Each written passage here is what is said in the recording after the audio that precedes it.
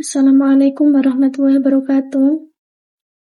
Perkenalkan, saya Vina Syukria dengan nomor NIM 31502400205 dari Prodi Pendidikan Agama Islam, kelas eksklusif atau kelas sore.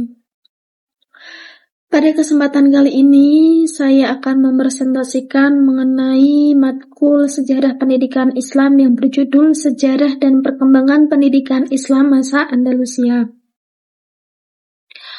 Langsung saja, latar belakang pada kesempatan kali ini adalah peradaban Islam pernah mencapai masa keemasan yang ditandai dengan kemajuan pesat dalam berbagai bidang, termasuk ilmu pengetahuan dan pendidikan.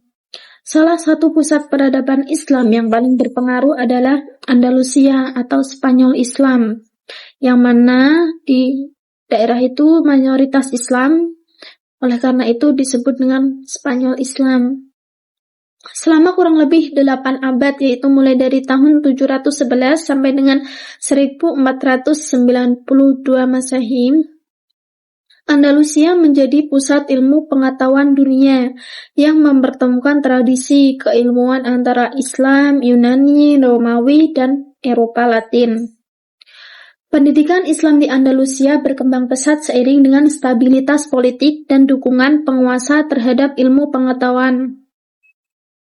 Lembaga pendidikan, perpustakaan, serta para ilmuwan besar lahir dan memberikan kontribusi besar bagi perkembangan ilmu pengetahuan dunia. Oleh karena itu, pembahasan mengenai sejarah dan perkembangan pendidikan Islam di Andalusia menjadi penting untuk memahami peran Islam sendiri. Kita lanjut ke slide selanjutnya.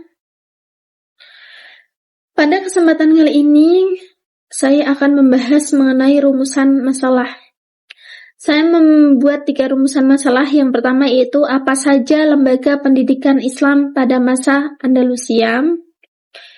Yang kedua, apa saja faktor pendukung kemajuan pendidikan Islam di Andalusia. Yang ketiga, apa kontribusi pendidikan Islam di Andalusia terhadap peradaban dunia hingga saat ini. Kita masuk ke slide selanjutnya. Yang pertama yaitu lembaga pendidikan Islam di Andalusia. Yang pertama adanya masjid. Masjid menjadi lembaga pendidikan Islam di Andalusia yang berfungsi sebagai pusat pendidikan awal. Di masjid diajarkan ilmu-ilmu agama seperti Al-Quran, tafsir, hadis, fikih, serta bahasa Arab. Masjid pada masa Andalusia, di Andalusia sendiri menjadi pusat pendidikan awal, di mana di situ banyak kajian-kajian tentang Al-Quran, tafsir, hadis, fikih, serta pembelajaran tentang bahasa Arab.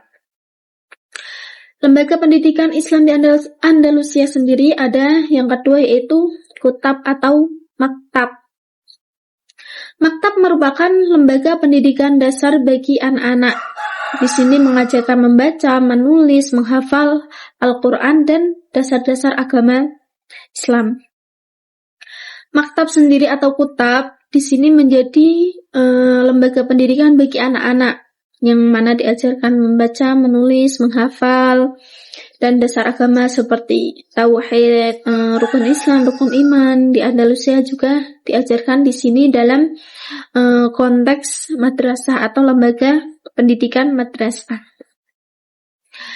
Dan yang keempat ada lembaga pendidikan yaitu perpustakaan. Di Andalusia memiliki perpustakaan besar. Di Cordoba, perpustakaan yang kita tahu menyimpan ratusan bahkan berak-rak buku, ribuan bahkan mungkin ya, karena banyak sekali adanya buku-buku di perpustakaan. Itu juga menjadi lembaga pendidikan. Dan juga adanya majelis ilmu.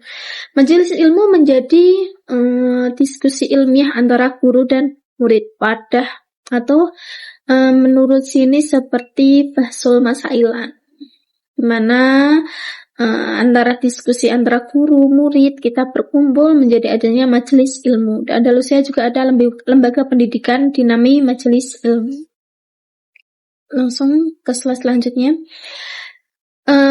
Rumusan masalah yang kedua yaitu faktor pendukung kemajuan pendidikan Islam di Andalusia. Faktor-faktor yang menjadi kenapa pendidikan Islam di Andalusia itu mengalami kemajuan. Faktor pertama yaitu adanya dukungan penuh dari penguasa terhadap ilmu pengetahuan, di mana penguasa atau Emirat Cordoba, penguasa di Andalusia atau juga bisa disebut khalifah di sana, mendukung penuh terhadap ilmu pengetahuan. Jadi itu juga menjadi faktor pendukung majunya pendidikan Islam di sana. Kedua, stabilitas politik dan ekonomi pada masa kejayaan. Pada masa kejayaan itu antara politik, ekonomi, dan bidang apapun itu stabil, tidak ada penurunan, tidak ada apapun itu stabil. Itu juga menjadi faktor pendukung majunya pendidikan. Yang ketiga, sikap terbuka terhadap ilmu pengetahuan dari berbagai peradaban. Islam di Andalusia atau penguasanya itu sangat terbuka terhadap ilmu pengetahuan, bahkan dari berbagai peradaban. Tidak mengengkang bagi seseorang yang ingin belajar ilmu, bahkan sangat terbuka, silahkan yang ingin mempelajari sebuah ilmu. Sangat adanya sikap terbuka, baik dari penguasa, dari orang-orangnya, itu juga menjadi faktor pendukung. Yang keempat, peran ulama dan ilmuwan yang produktif dalam menulis dan mengajar. Peran ulama, ilmuwan atau guru-guru yang produktif itu juga menjadi faktor pendukung majunya sebuah ilmu, di mana seorang ulama, ilmuwan atau guru mengajar dengan produktif. Bahkan juga saat ini jika seorang guru, seorang dosen atau apapun produktif dalam menulis, mengajar, menyampaikan kepada murid-muridnya, pasti itu sebuah pendidikan akan maju. Itu juga salah satu faktor pendukung kemajuan pendidikan Islam di Andalusia. Itulah tadi faktor-faktornya. Kita masuk ke slide selanjutnya. Yang slide ketiga, kontribusi pendidikan Islam di Andalusia terhadap peradaban dunia. Kontribusi atau peran besar terhadap dunia. Saya di sini mengambil 3 ilmuwan besar, ilmuwan Islam pada masa Andalusia, yaitu adanya Ibnu Rushd, Al-Zahrawi, dan juga Ibnu Bajjah. Biografi Ibnu Rushd sendiri yaitu nama lengkap Ibnu Rushd adalah Abu Al-Walid Muhammad bin Rushd. Beliau lahir di Cordoba atau Spanyol, tepatnya Andalusia pada tahun 5 Hijriah atau 1126 Masehi. Dibesarkan dalam keluarga hakim-hakim yang teguh, menegakkan agama dan pengetahuan luas. Neneknya adalah seorang ahli fikih dan tokoh politik yang berpengaruh serta hakim agung di Andalusia. Ia juga pernah menjadi dokter istana di Cordoba dan juga salah satu filsafat atau filosof di sana. Kita masuk ke tokoh yang kedua yaitu Az-Zahrawi. Az-Zahrawi sendiri nama aslinya yaitu Abu Al-Qasim Az-Zahrawi. Dijuluki dengan Bapak Bedah Modern, yang mana karyanya hingga saat ini juga masih digunakan, dan juga pembuat alat-alat bedah. Bahkan 200 lebih alat bedah diciptakan oleh ilmuwan Az-Zahrawi. Salah satu kitab At-Tasrif yang menjadi rujukan bagi ahli bedah hingga saat ini juga itu salah satu karya dari Az-Zahrawi. Dan tokoh yang ketiga yaitu Ibnu Bajjah. Ibnu Bajjah sendiri lahir juga di Andalusia, meninggal pada umur 42 sampai 43 tahun. Beliau dijuluki sebagai seorang polimatik atau ilmuwan yang serba bisa karena berbagai bidang bisa, astronom, filsuf, musisi, dokter, botanis, ilmuwan muslim. Itu juga menjadi polimatik, ilmuwan serba bisa. Beliau serba bisa dalam berbagai hal. Salah satunya pemikir fisika gerak cepat, itu juga beliau.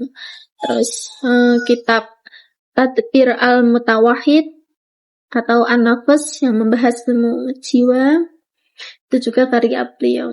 Itulah tadi kontribusi peran-peran pendidikan Islam di Andalusia terhadap peradaban hingga saat ini. 3 tokoh besarnya itu. Kita masuk ke slide terakhir, yaitu mengenai kesimpulan.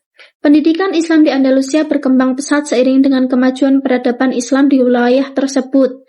Sistem pendidikan yang terstruktur, kurikulum yang komprehensif, serta dukungan penguasa menjadikan Andalusia sebagai pusat ilmu pengetahuan dunia. Kontribusi pendidikan Islam Andalusia sangat besar dalam perkembangan ilmu pengetahuan dan peradaban global. Lanjutnya, terima kasih. Mungkin itu tadi sedikit presentasi dari saya. Mohon maaf apabila adalah salah kata, salah penerangan. Saya mohon maaf yang sebesar-besarnya. Saya Vina Syukria dari kelas eksklusif kelas sore.